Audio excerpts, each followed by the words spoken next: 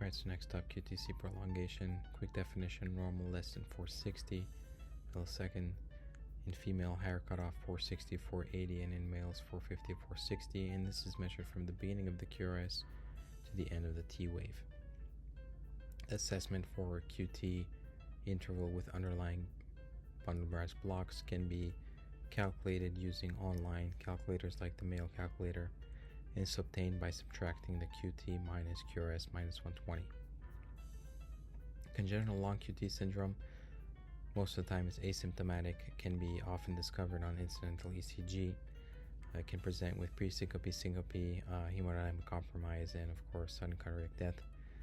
That's triggered by exercise, so always important to ask family history of that. Treatment: beta blockers or ICD, especially if there's previous cardiac arrest and there is expected survival of greater than 1 year. Of course, multiple drugs that can prolong the QT interval. We can talk about the different classes of drugs, but also risk factors of prolonged QT and dorsidebone in hospitalized patients. Highest risk is elderly females, of course, with underlying congenital long QT syndrome, or patients that have underlying anorexia, starvation, renal failure as well, hepatic dysfunction, electrolyte imbalances, especially hypomagnesemia, hypokalemia, and hypoglycemia as well. And of course, medication-related QT prolonging drugs, especially IV infusions, compared to oral formulations. So we can start with antiarrhythmics, class 1A and class 1C as well. Procainamide, flecainide, propafenone can all increase QT.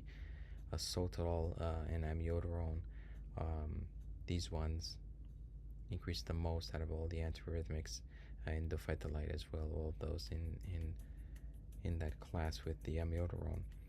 Antibiotics as well, most notably azithromycin, the fluoroquinolone, ciprofloxacin, levofloxacin.